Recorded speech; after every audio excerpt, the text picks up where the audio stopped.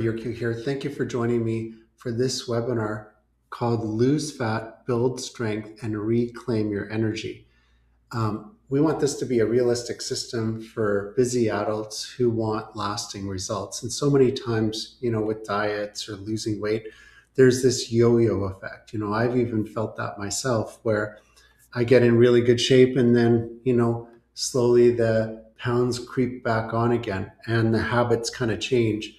And then before you know it, you've got to lose weight again. So uh, right now, I've been doing this 100-day challenge. I'll tell you about it in this PowerPoint, and it's really working well for me, just reinforcing some of the principles that I teach my clients.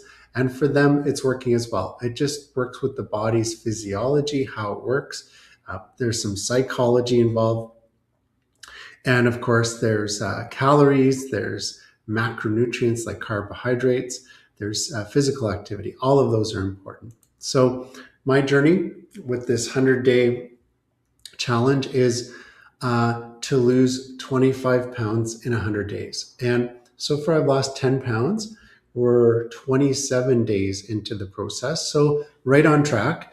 And I've felt really good. My diet's changed, but it hasn't been limiting.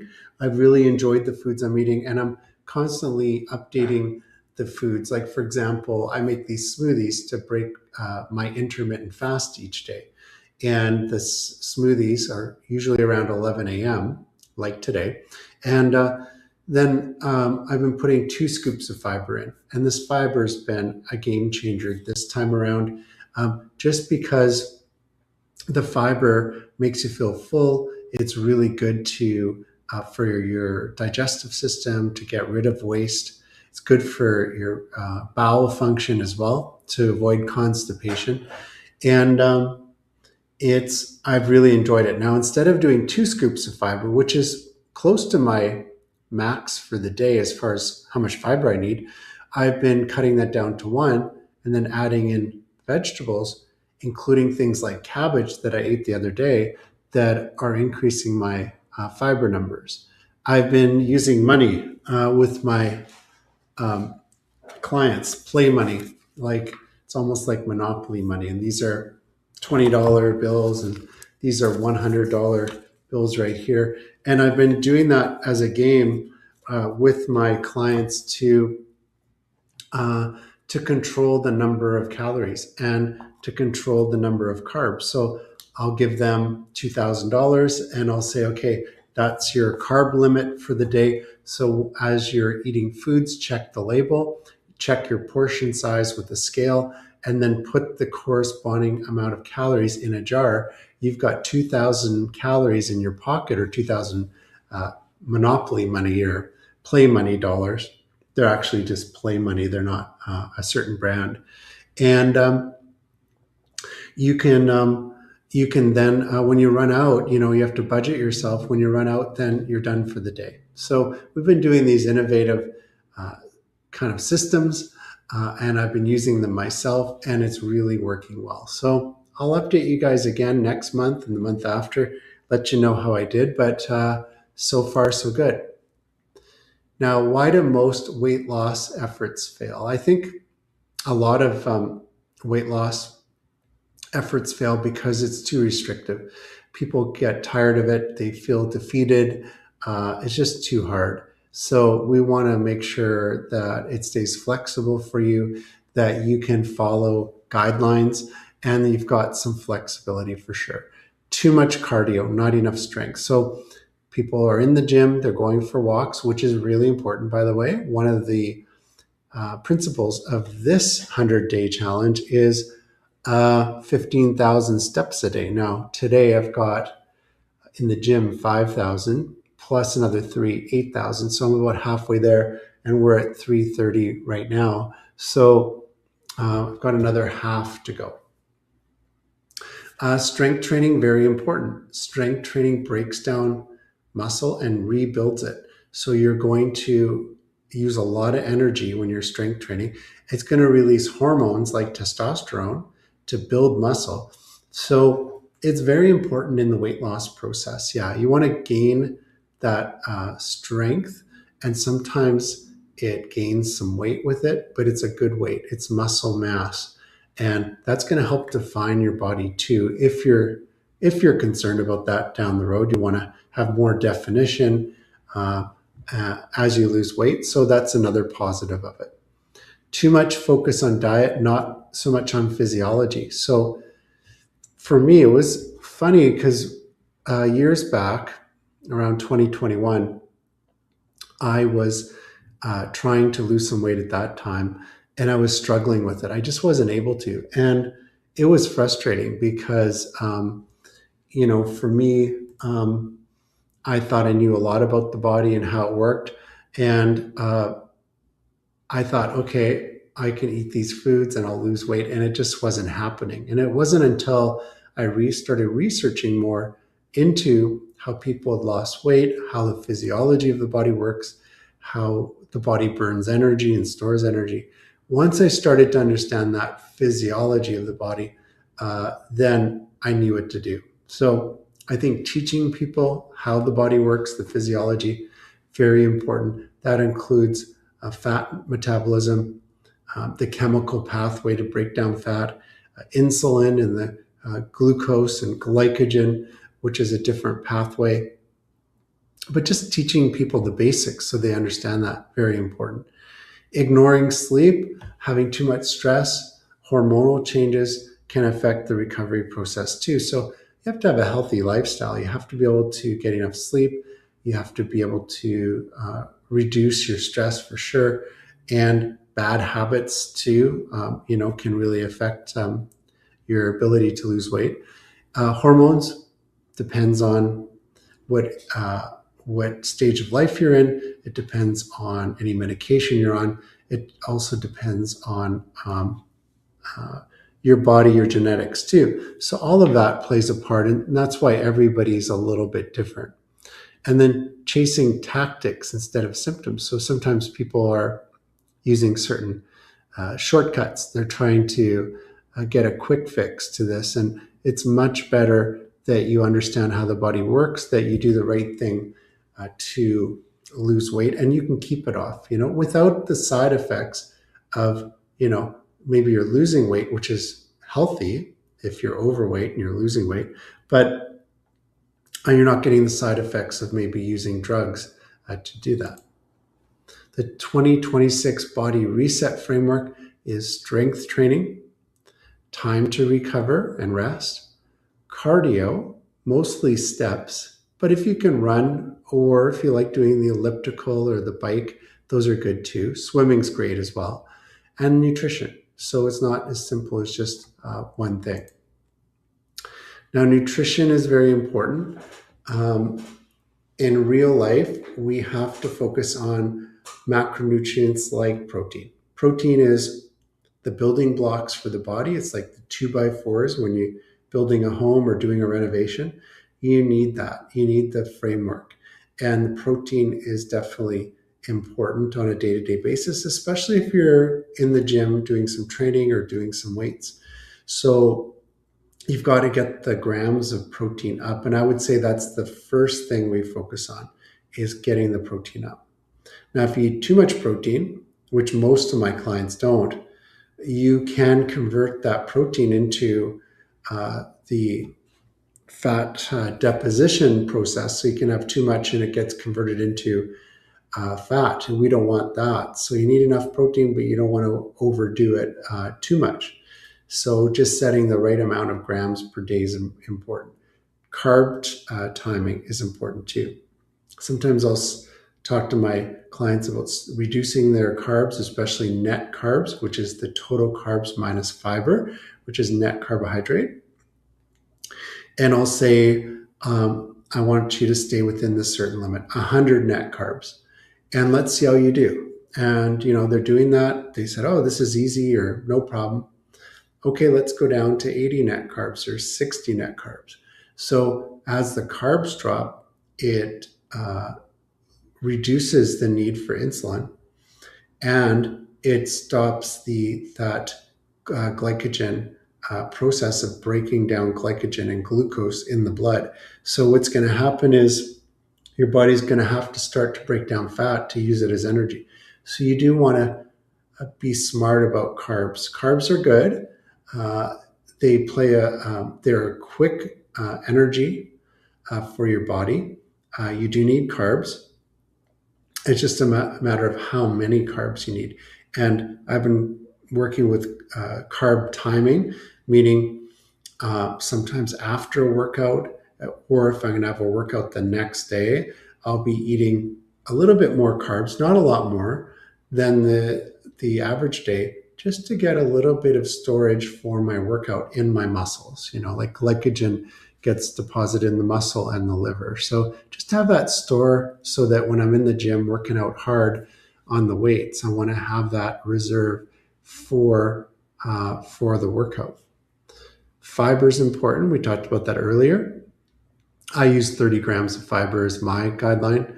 Hydration with the fiber, because the fiber will suck up water in the intestine. You need lots of hydration. Drink enough water. Most people don't drink enough. A few people drink too much, but I always put some water with electrolytes. And I use these electrolyte tablets. Depending on the type of tablet, some of them are okay during fasting, some not, because they have a little bit of sugars in them. But electrolytes are important too for hydration. And then blood sugar stability. You're just going to feel a lot better when your blood sugars are stable. Now, training smarter, not harder, I say strength training 3 to 4 times a week. Personally, I started with 3 times a week. Now I've gone up to every second day. So sometimes it's 4 times a week, sometimes it's 3. Depends on how that cycle falls. But I'm in the gym doing strength training, usually a pull workout one day, a push workout the second time, and then legs on the third day. Muscles burn a lot of calories. They increase your metabolism even when you're resting after a workout. And they do help you to produce energy. So you're going to feel better. And the hormones that they produce are excellent for your health long term. Cardio complements strength. It doesn't compete with it. Cardio burns calories. So back to the money philosophy. When I give my patients and my clients the play money, what I tell them is you've got, for example, $2,000 to spend. And when they do a workout and they record the workout, and let's say they burn 300 calories, they can take $300 back out of that jar, put it in their pocket.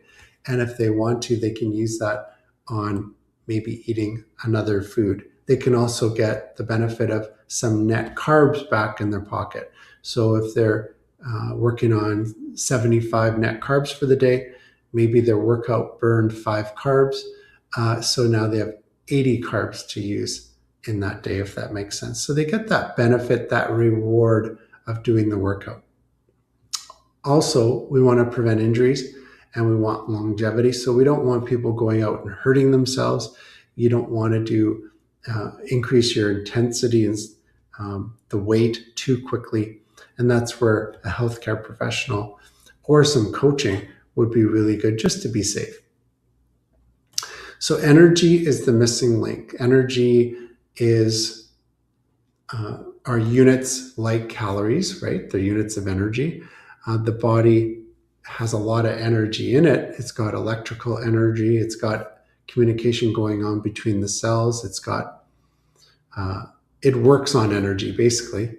And you want to get enough sleep to recharge your energy. You want to minimize the stress, and you want your nervous system working properly. So you want to do things to support proper nervous system function. Overtraining can be deleterious. So some people go to extremes. They start training too hard, which is not good long term because it can lead to burnout. And then not enough time between workouts can lead to exhaustion. Now, some supplements can help. So I talked to you about the fiber supplement that I use called the Daily Cleanse, and that's something I recommend. I like the Good Proteins supplement. That's a powder, and it tastes really good. It's got healthy ingredients. So I use the different types of Good Protein, that's the name of it, product in my smoothies. But other supplements too can be helpful when you're trying to lose weight. So you might need some B vitamins, some C vitamins, D are good. And then there's specialized supplements that can really help with weight loss too. We won't get into those today, but I've definitely used those over the years to help with the weight loss process and with cravings and diet. So daily habits raise baseline energy, and then your metabolism, your metabolic rate is going to go up. So the 90-day body reset plan, phase one, I want to teach you how the body works so you have a better understanding, and for you to understand where you're at. So where are you at in this process? What are you doing that's good for you and what's not so good?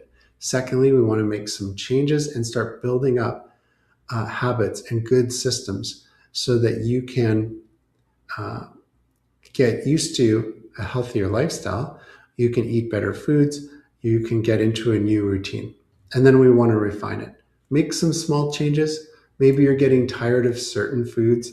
Maybe your exercise routine has to change. Maybe you're traveling and we have to adapt to something like that. Those are all very important in this 90-day process. And as you lose weight, you need less calories, so your body's going to adapt. It's going to be important that we stay on top of that, dropping the number of calories you need or even the macronutrients, making some adjustments to them.